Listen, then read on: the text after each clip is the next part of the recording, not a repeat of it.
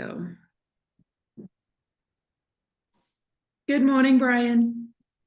Good morning, Hayley. It's always such a joy to see that smile. It's such a grounding force to have these conversations and to just kind of Yep. have the time to really just shut out the outside world and just be like, it's Brian time. And breathe, uh, it's Hayley time, but let go of all the noise in your head that, we should talk about this, we should talk about that. Just let it be. Just let it be. And it's one of the wonderful times of my day, my week, my month, being able to really sit and ground with you and just to be free in terms of conversation and in terms of topics and not having to, as you say, sort of pre-plan it. And hopefully I'll have the good words. Hopefully and it's a gift to have a friend that you can talk with. Absolutely. Yeah. And they're so important. And I think as time goes on, really valuing and having such deep, heartfelt gratitude for those people in your life, because it's not everybody. I feel like I have different circles of friends, and I have the sort of the immediate circle, which are the people like you, where it's just being in their presence, whether it be physical or just on a phone call, you automatically feel yourself sort of be like, all right, I'm good. And, Hayley, often family is unaware of who your best friends are. Family often wants to move in when you die, and they start arranging things that have nothing to do with what your life was about. Very true. I've tried to let everybody know who the people are in the first row of my heart. I love that. You have your first row. I have my first circle. Yeah. Well, it's a circle. Yeah, it's not a row, it's a circle. You can fit more chairs in that and have it be closer to the source. Right? Yeah, indeed. So I think one of the things, we had a few topics for today that we were kind of brainstorming about. And obviously the main theme of those topics is patience. And for me, it's the patience over the last week or so really is in being able to enjoy the goodness without putting a timer on it, or without waiting for it to be too good to be true, or there has to be a catch. When is the other shoe going to drop? Patience for me, Hayley, is a lack of expectations, right? So, and a lack of an agenda, right? It requires me to breathe, to undo my shoulders, but it can happen throughout the day at a traffic light, just let it go. There are so many instances during the day where you can be impatient, and that just makes you crazy. I think impatience makes me crazy. I lose my center when I'm impatient. So patience is a really important quality, I think, of kindness and love. A quick story for you, if I can. I'm house watching for a couple who are gone all summer, and they needed today to have a plumber come and work on their air conditioning unit. I was obviously anxious about the time because I needed to be, home in time for you. But as they were finishing up, one of the guys said, "So what's your podcast about?" And I gave him the title, and I told him the story behind it. And I told him about the hero's journey. And he said, last Sunday, I went to this church, and the whole thing was about patience. I said, well, patience and kindness, are cousins. And, it's real hard to have one without the other. And I think, patience and kindness when we're talking about the kindness that comes with patience, it's really to yourself. To have the kindness to be patient with yourself, but also the patience to be kind with yourself. I don't know about you, but I'm awfully hard on myself. You know, when something doesn't, when I drop something, or I get lost, or whatever happens, I get a little frustrated that, I did that again. And then I say to myself, quit beating yourself up. Right. Be kinder to yourself. Who cares, if the tomato fell on the kitchen floor? Pick it up. If it's only been 2 seconds, toss it in the salad. Otherwise, rinse it off. If you get lost, breathe. You'll find your way. Breathe and have that patience to just come back to yourself and start again.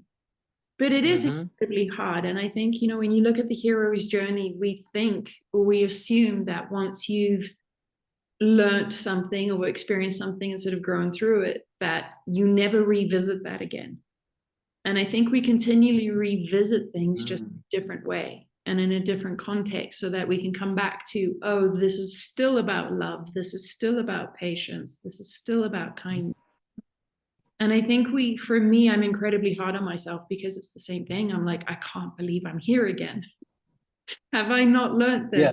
Have I not learned, not to do this? Why am I still doing it? And is it okay to say to yourself, you're a klutz? Klutz is it's not a bad word. It's like rascal. It just means that if you're gonna garden, you're probably gonna have to grab onto the bamboo, or you're gonna fall, because you tend to fall.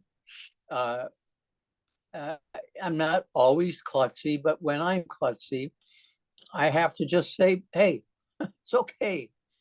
I think you're klutz. It's hey, it's okay. Everything's still okay. Might be a bit off center, but you're still okay. And I think, the definition of these words, you might use klutz. I use nerd. I tell people all the time, I'm such a nerd.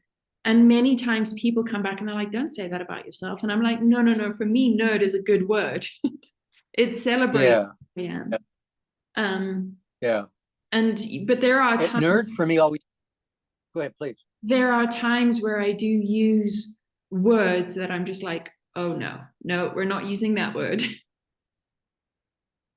Yeah, well, that's real relevant to me writing my memoir. But nerd has always meant to me somebody who was really good at computers and science. They were really into things that were not social life. What does it mean to you that you're pretty much that? I'm really not into sort of the classical social scene.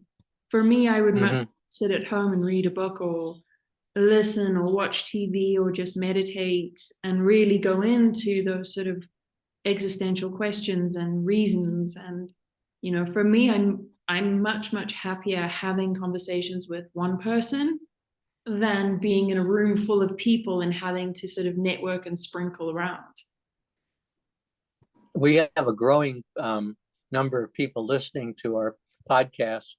You and I said from the beginning that was not our goal, but I've noticed for the people who are single, who just listen to you, it's very affirming to have another single person talk about the joy they have in being with themselves, by themselves, sharing occasionally with one person, but being quite happy as a single person. I think that's affirming, because in my situation, we're in a couple, and we've been a couple for 47 years, and people who aren't a couple have a harder time, I think, looking at that and understanding how very different it is. If I sent you a video right now, when we finished, you could watch it. If you sent me a video, I'm in a house where I'd have to find a door to close because I don't want to disturb Ray's You know, silence. it's a whew. The single thing is a very interesting discussion. And I think, it does require patience, as does being in a relationship require patience.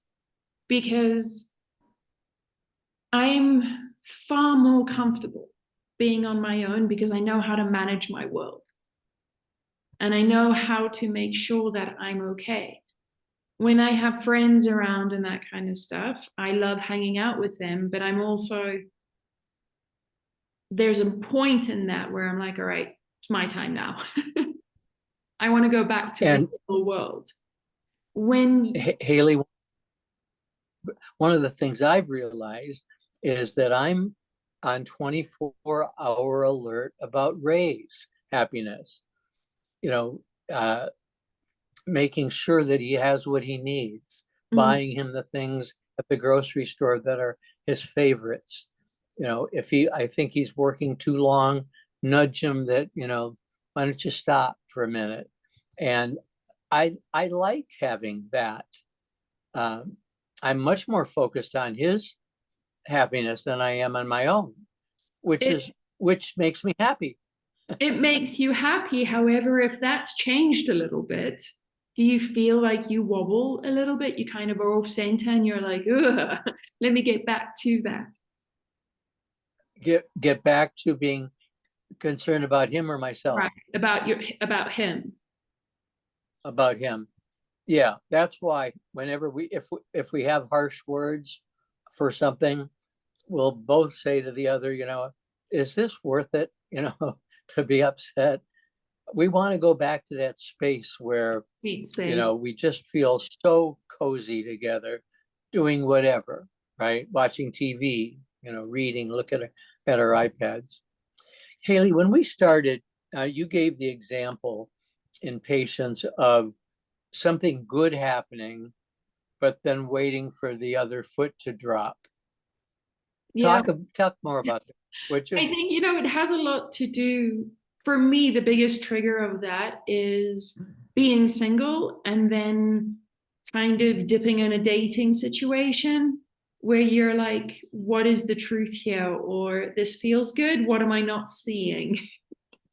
Oh, I see. And I think, just as much as I can be happy being a single person, there is that I really would like to share it with somebody, but I don't want it to consume my life. But then somebody comes in, and then there's that whole thing about like, ooh, like, I kind of like my single, but I kind of like being with you. And is this worth me giving up my single time to hang out with you? Mm-hmm.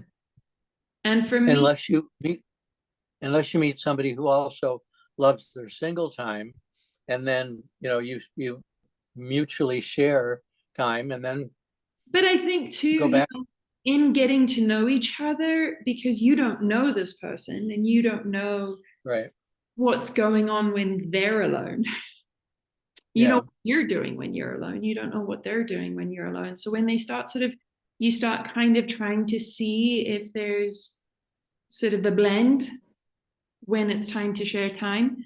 And I think that's for me, and I think maybe for other single people, that when another person starts to sort of come in, there's that sort of like anxiety of, I want this, but what are you up to? And is it really worth my single sweet time to be sharing my time with you?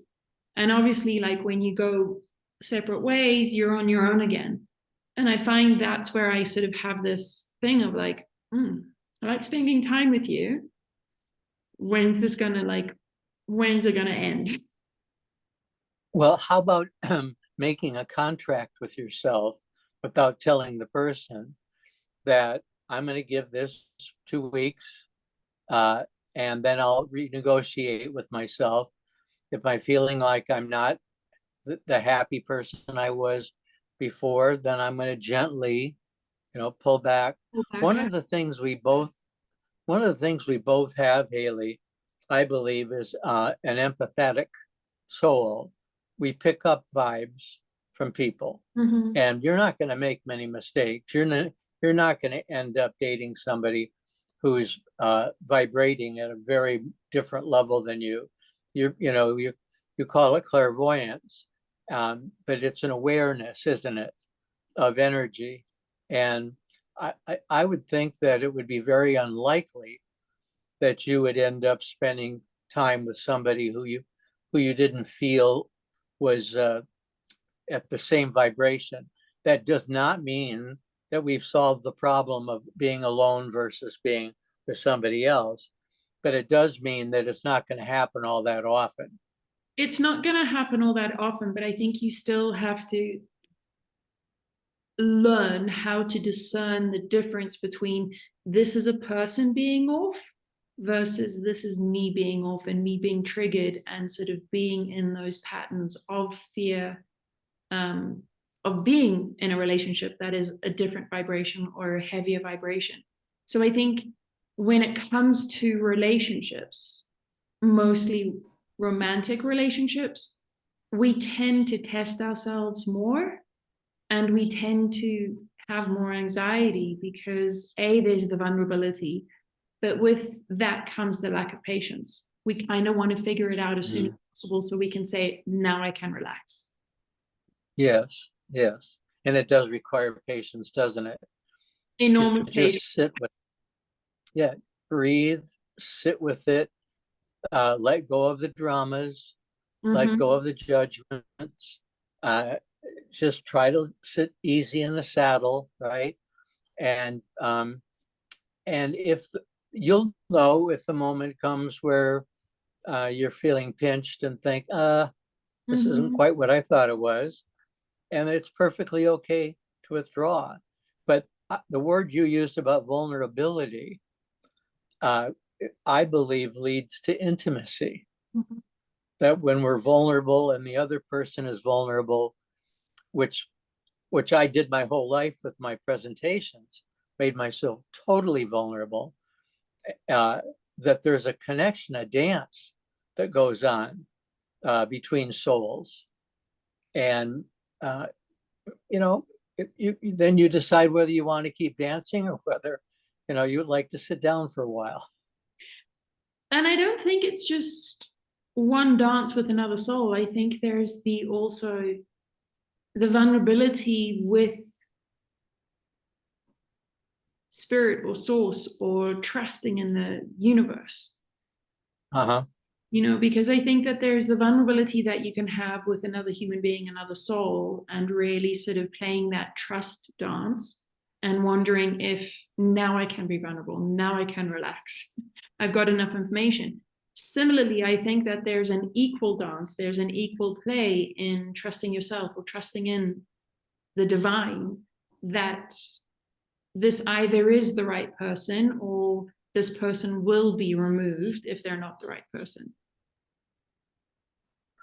Hayley, do you believe that the universe, God, whatever we all decide to call our higher power, brings tests into our lives?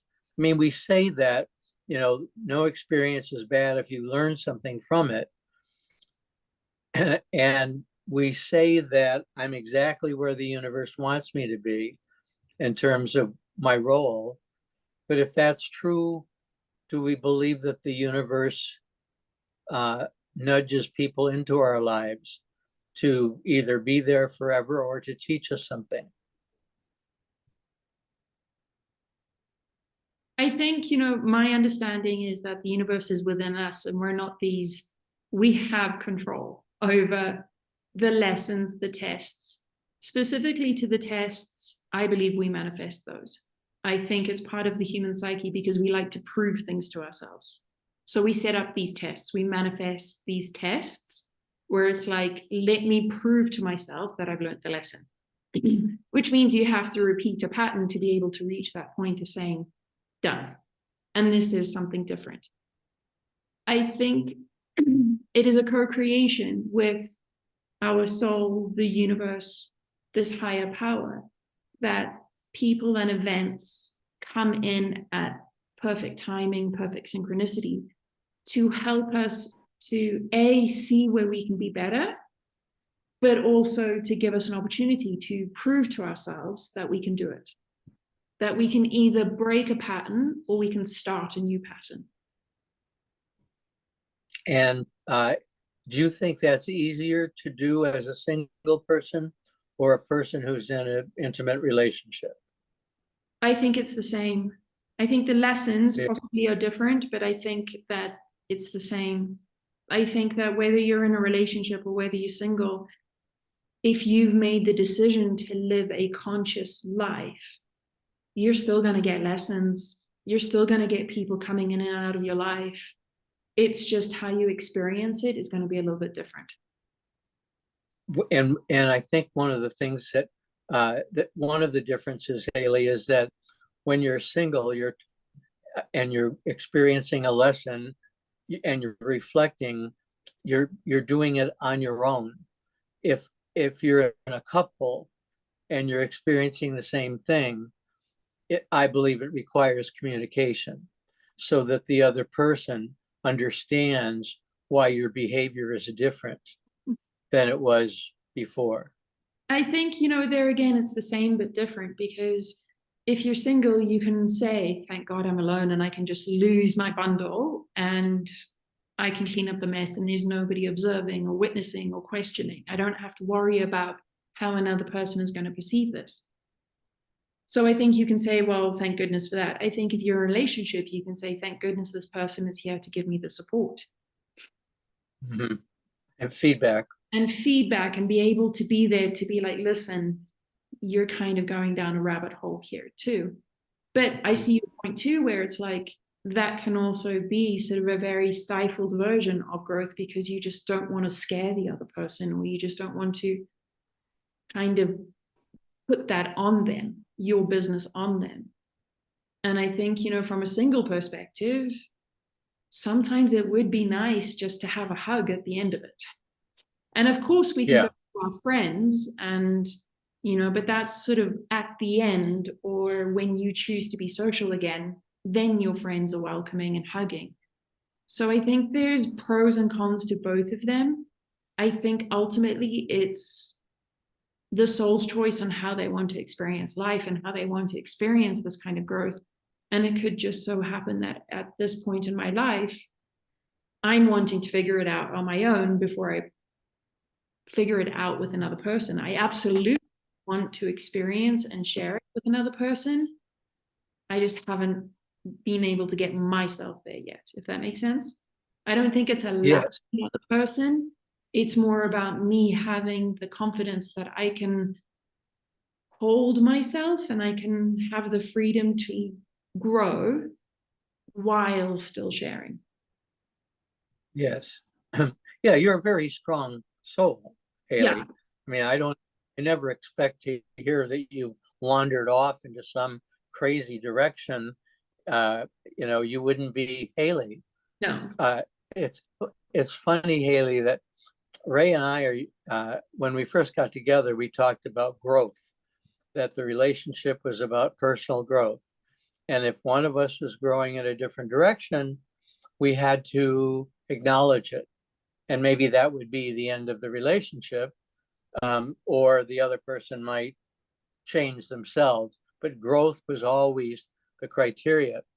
What's happened recently, and it was surprising, I think, to both of us, is that in my manuscript, I'm talking about being used by the Spirit, right?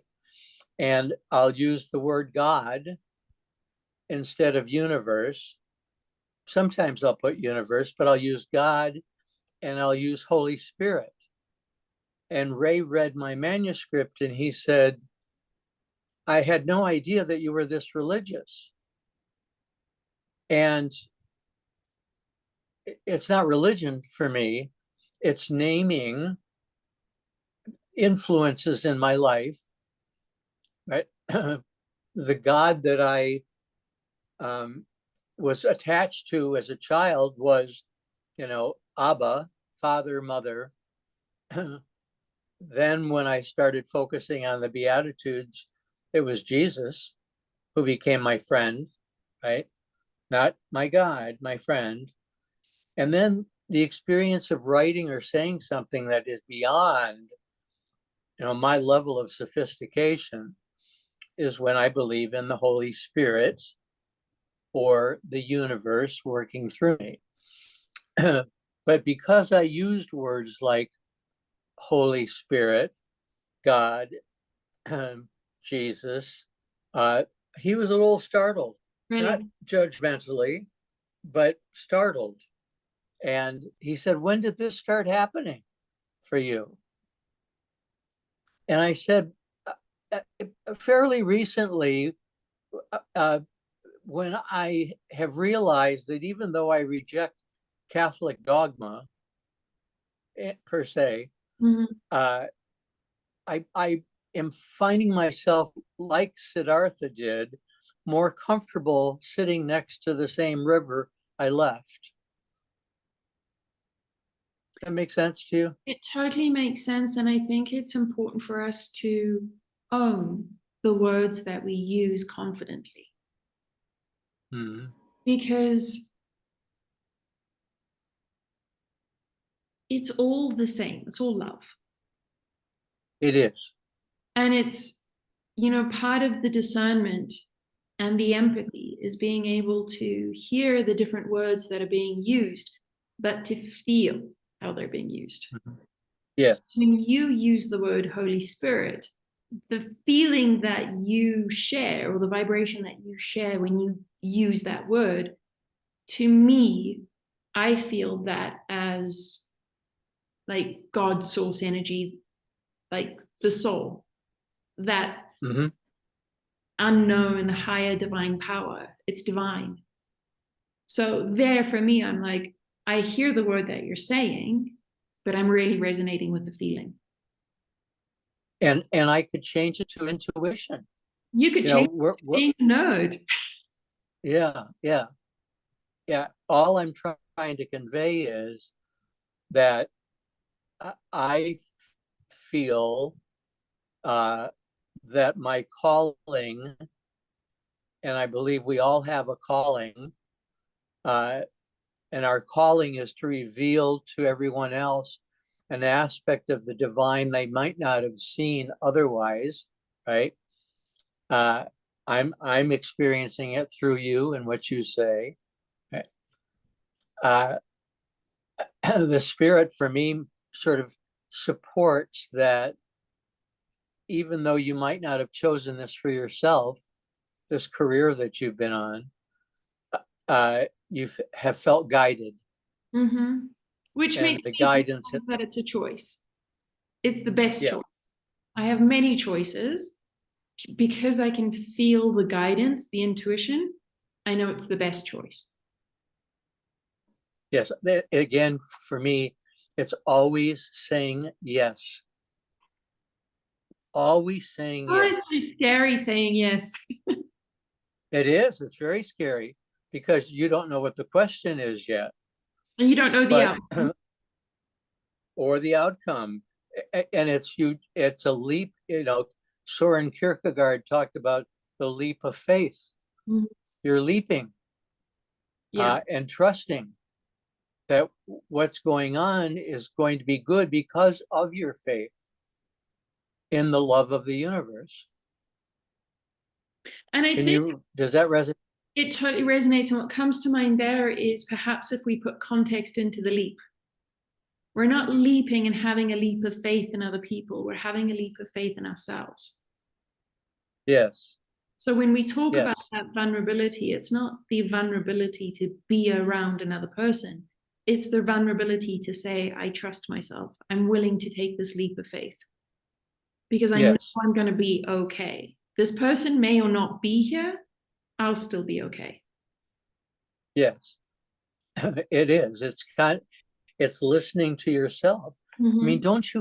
isn't that what you mean when you talk about being clairvoyant and clair? I don't know what all the other terms are, but isn't it really about you trusting that you have a sense that's very strong that has proven correct to you over and over, and that you trust it? I think, you know, as we were talking about earlier, we learn the same lessons just in different contexts until we get it consistently across the board. And for me, tuning in and being in the energy and helping other people is really easy for me. And I can trust it. It doesn't take any kind of preparation. It's just in. However, if I turn that around for myself, it's way more complicated. And that's where I'm still learning. And I think that's where we still have these lessons of, I can't believe I did that again. Because Yes. it's far easier, at least from my perspective, you have a different sense of perspective when you're looking out versus when you're looking in. And I think when we're able to trust in the way that we look out, it helps us to really finesse the looking inward, if that makes sense. Yes. And we're constantly learning, you know, about ourselves. One of the things that's happened in writing the memoir for me, Hayley, is that I've been trying to understand, you know, why was I always the good boy, right? And I finally gave myself permission to call myself empathetic, that I pick up need and I respond to need. I pick up the vibration of what somebody is feeling at that moment. And if I feel it's appropriate, I address it, right? It may be that they need help getting out of the car, or it may mean that they are looking just for a hug. You know, I hug people who bag groceries all the time because they need it that day, right? How you doing? Not so good. Come here. You know, it's very And interesting. that's go ahead. Because just last night I was with some friends and we I live in a tourist town, so there is a lot of locals that will beg for money, or they'll try and sell stuff and they'll just hang around at your table until they realize you're not going to do anything, or until they can see that glimmer of somebody about to fold. And it was interesting last night that there were 5 of us at the table. 4 of us were pretty much like, I wish I could, but I can't. And the one was like digging in his pockets to get any change that he had. And, you know, for me, there it was a very interesting point of, this is interesting how we're all responding to this. But yes. I did something that still interests me, where I was like, I have change. Let me give you my change so that you can give it to this person. And it was an interesting way of sort of just moving it around, because I didn't necessarily want to be the direct giver. But for me, it felt better to give to him because he would get so much joy about giving it to this person. And he could now give to people. It was an interesting way of distributing the wealth, if that makes sense. It wasn't a huge amount of wealth. Yeah, it's a discernment on your part of how you feel about doing it and how you feel about not doing it. Yeah. And passing the change to your friend. You are doing it, but you're not crossing your own boundaries, right? By handing to, I think it's a great example. You know, on every street corner in Fort Lauderdale, you'll find people panhandling. And, you know, I read in the gospel, I read, you know, you gave me comfort, and the person says, when, Lord, did I do that? When you did it for the least of my brethren, you did it for me.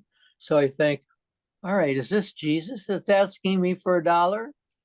You know, should I give? And if I give, am I not making sure that that person's there tomorrow too? Right. And the word gets out that this is a great corner. And then do you keep doing it?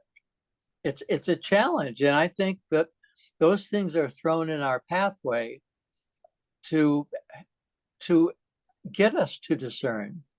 Now, one thing that I do with every single person who walks down the row of cars, I'll always say good morning and make eye contact. Even if I'm not going to pull out $1. And I also make a judgment, Hayley. If the person looks able-bodied to me, I feel that there's work the person could do. If the person looks as if there's no way in the world they're ever going to be able to do work, then I'm far more inclined to pull out my wallet and share. Yeah. It's really an interesting way of giving. And, there are those sayings like, don't judge the prostitute because that could be Jesus, or, allowing God to use your pockets to fill other people's pockets. And I love that one because that's sort of a lovely motivation to be like, fill my pockets so then I can then fill other people's pockets, which is very much the receiving and the giving. But I think, the discernment is really interesting, and it's critical because when they bring in children into the mix and parents are using their children to get more money, which is smart, but at the same time, sort of asking yourself, how is this contributing to the detriment of the kid who now isn't going to school because the parents have decided that they make more money through the kid? They still want to support and Hayley, regrettably, the awareness that if the child is maimed in any way, that people are more likely to give, right? And so they consciously maim their children. Yeah. Cut a limb or whatever. In India, you cannot be in the car without 6 kids at every window, asking for money, like to eat. And one kid who we made eye contact, and he made a face like he was sad, and I made the face right back at him, and he laughed. He thought that was very funny. So it's an art, and you just have to make the decision each time. Each time is a different time. Each time is a different time, and I think we need humility too. Within that discernment is the humility that we're not asked to save every single human that comes in our presence. We're just asked to save ourselves. And correct. But for me, it means that saving myself requires loving kindness to others. Indeed. That's my identity. It's always been my identity. Because I think what you're saying there, and correct me if I'm wrong, when you're using the word saving, you loving and being kind to yourself allows you to be loving and kind to others. Yes. Has that authenticity. Yes. Now, I could not be kind to myself and give to others because I'm compulsive about caretaking. But if it's a genuine giving out of joy, then it's pretty wonderful. But the payment is in the giving. It's I don't expect anything back. It's the joy of the giving. Yeah. And I think, within that discernment and within trusting yourself and having the patience to be kind to yourself, the giving becomes an inspirational act. You feel it. And I don't know, I'm sure it's the same for you, but you feel that like today, this person, I need to give something to this person. Yes. And then the next day, that feeling won't necessarily be there. I agree with you. And we don't know to what extent we're flowing with the universe without trying to swim in the other direction. Right. That our giving or not giving in many ways is the flowing. One of the things, that I've heard this story about the butterfly in the Amazon and how it affects me. And I said, yeah, I kind of get it.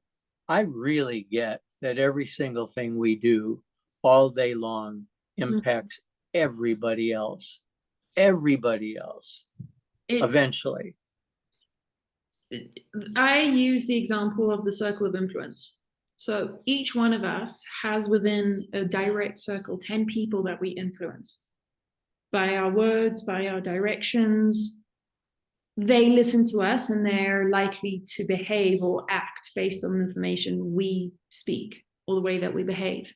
They then have 10 people, and each one of those people has 10 people. So within, if you just talk about your one act of going to the grocery store and hugging that one person, that person then takes the energy of Brian's hug and multiplies that to 10 people. Each one of those people then multiplies that hug to 10 people. So in just one Yes. day, your one hug to one person has actually, the energy of that hug has actually reached thousands of people. And that's Yes. just Fort Lauderdale. That's We right. don't know who then got on the phone to their family in a different country and was like, let me tell you of my experience. Now the energy's in a different country. Yes. Yeah. I gave the examples of the plumbers today, that were working on this air conditioning unit, and the one who was really curious about our podcast. I said to him, if I was a real jerk to you guys, you walked in, I complained about time and how much time it was taking. It's more likely that you're going to honk at the person in front of you at the traffic light. Yeah. If you experience me as a really kind person, and that the experience of working on the air conditioner was a pleasant experience because you didn't have somebody tapping their fingers wondering how long are you going to be, it's much less likely that you're going to honk your horn. It's a powerful impact. And again, Enormous. coming back to the theme of today, the patience and the kindness. In order to be kind, you have to be patient enough to be present and to realize that, my God, I have such an impact. Let me make the best choice possible. And it is, a meme that's on social media, like, make good choices today. It's funny, but at the same time, it's very true and it's very real. If you can be patient enough just to breathe, just to decide how it is that you want to go through this, because that impacts so many things, not just people, it impacts events. Hayley, one of the things I was thinking is that our time together today, right, when we say goodbye and I start working back on my book, the love and the joy that we're experiencing is going to influence what words I pick out to Absolutely. describe what happened in the past, right? Because I'm leaving in a different space than I entered. Yeah, it's super cool. Like it's the sweet spot of life. It's the awareness of the difference of energies based on a choice. And when we talk about, do we think the universe tests us, or how much control do we have? It is the beauty of free will. Just make a choice. Choose how you want to feel. And then we're deciding whether we're in the co-creation with the universe, or we're just kind of having the Heisman to the universe saying, I'll do this. I don't know how much time we have, but I wanted to ask you. We have about 10 minutes. We're still good. Okay. Making choices. One of the things that I'm stuck in right now is a drama. And it goes round and round, the same drama all the time, same person all the time. And I'll say to myself, stop, Brian, let go of it. Mm-hmm. You don't want to take this drama to your grave. Stop. Don't let this influence you. And so for a moment, I stop. And then I find myself right back in it again. Absolutely. And I'll say, stop. I'm not going to take 10 minutes to keep telling you the same story.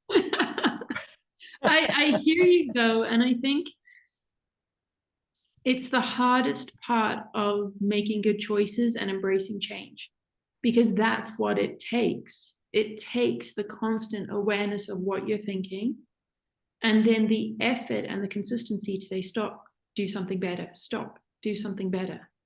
And, you know, I tell my clients, if you have to do that 50,000 times in a day, you do it. Because I think, you know, that's how we do it.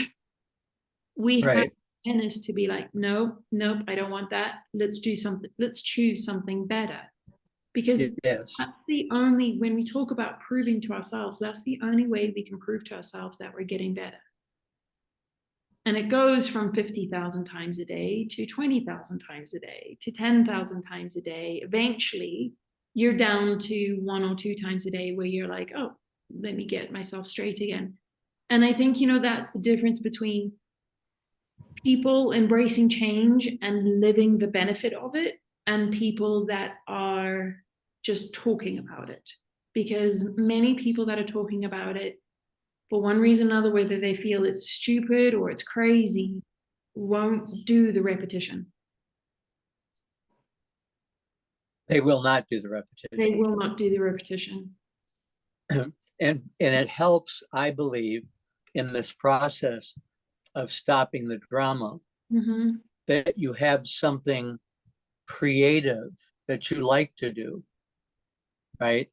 Cooking, gardening, painting, reading, anything that takes you out of that low vibration, out of the basement, right? And brings you back to where you want to be. It helps to have a special thing or a special place that you can be. And I think it's, you know, NLP has shown that it's simple as standing up when you're sitting down, or walking in a circle and then going back to where you were sitting, like moving your body. It's as simple as that. We just... they say, if you can't sleep, get up and walk around. And come back to start again. Don't be afraid to start again. Yes. Yeah. But don't lie there and stare at the clock. Just, and just stir it up. Get up and walk around, you know, change the vibration, whatever it is. And it works. It absolutely works. And, you know, I teach it because it's stuff that I know has made massive changes in my life too. Because, and you'll find that anybody that has gone through massive changes in their life, the tools are consistent. How they're applied is a little bit different. But, you know, changing your body structure, changing your location, all help in trying to kind of get yourself back into being present. Having a cold shower, or going and showering and then coming back to it and trying again. When you're writing, stand up, walk away, come back. They're all tools that are consistent. It's just applied in certainly different ways sometimes.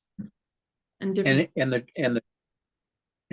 Remembering to do it is the challenge, because sometimes you're so caught in the drama that you don't know how to remind yourself that you don't have to be here, right? So you always do. I don't know if you realize that. Like, you can be in the cycle for a while, and then all of a sudden you're like, hang on a minute, I can do something about this. Yeah, it's like me. There are songs that start in the morning, and all day long I'm singing them until I realize, seriously, Christmas songs, you know, in the middle of July, you know, Mersey Dotes is what I was singing this morning. It was just silliness, but I thought, oh, I wonder what started that. Honestly, but I have the choice. I think it's an angel, your angel, kind of being like, let's have a fun song to start the day, because I often will wake up with a very clear song in my head. Yeah. And I'll go play it, and I'm at the point now where I'm like, there's a reason. It's not me just being senile. There's a reason I have this song, and there's either a word in it, a feeling that is going to help my day. Yes. And I agree with you. You look at how that song made you feel. I mean, I know we kind of have that thing where like, oh my God, I can't believe I'm still singing the song. But you have a little chat Yes. to yourself and your vibration comes back up.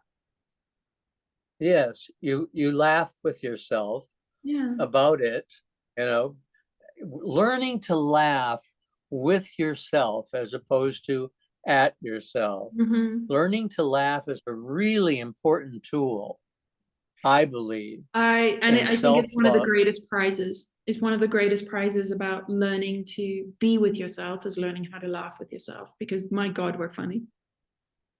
We are funny. We do we are, and most people don't see it because we're not doing it in front of them, Yeah. but we're really funny people, you know, and we do stuff that, you know, we can laugh with, right? And know, and this is really important to me, to know that no matter what I have, it's going to be gone at some point, It's right? Everything is going to be gone. I told Ray when he was leaving this room so I could come in, I said to him, Ray, on the way home from this house sitting, I almost ran a stop sign. I didn't see it. And I heard you say, Brian, the stop sign. And I said, Ray, if you go before me, I'm going to really miss that. why do you You think it's yelling, gonna go? Brian, huh? I don't think it's gonna go. I think it's still there. Yeah, but I'm gonna miss him saying it. I'm gonna miss him being in the car. Uh, you know, one of the things, Hayley, just quickly, Lincoln died February 1st. We still feel his presence in this house, and Absolutely. it's not spooky. It's just amazing that every time I open the door from the garage to the house, I expect to see him, or I worry he's going to get out. And then I think, no, Brian, he died. Oh, okay. How come I feel him lying next to me when I'm napping? You know? I mean, there's the biology of that. The body has Yeah, muscle memory of it, yeah, but I just, my experience and what I know is we're never alone. They just change physical form, but yeah, we're still surrounded by the vibration. And it's the vibration that we are attached to. yeah. It's just that as humans, the way that our brains are, we associate vibration with the physical form and we only accept it in that way. But And for everybody, go I ahead. challenge everybody to open your mind and allow yourself to let go of that concept that a vibration has to be in a physical form. Embrace vibration as it comes. In whatever form it comes. In whatever form, don't give it a form, just give it a feeling. And for you, that feeling you called Lincoln. Yes, yes. And hoping to find another form. Which you'll give a different name. Sebastian. That form will have a different vibration, which will require a different feeling, which we give different letters to. Sebastian is the name. Do we have a couple? Do we have a couple We minutes? actually need to wrap up, but I think we should talk about Sebastian in the next one because I think that's somewhat of a big step, isn't it? Oh, it is. At age 75, to take on a dog that would live 15 years, imagining yourself at 90 walking this dog. It is. It's a commitment. Big step. It's a big step when you put time to it. And Yeah. also I told the guy, I told the plumber that I was 75 and he just did a double take. He said, "You are?" Welcome to my life. Yeah. It's the joy that keeps us young. It is. I love you, dear. Love you dearly. Have a wonderful 2 weeks and we'll speak soon. Good. Bye-bye. Lots of love. Bye. Bye.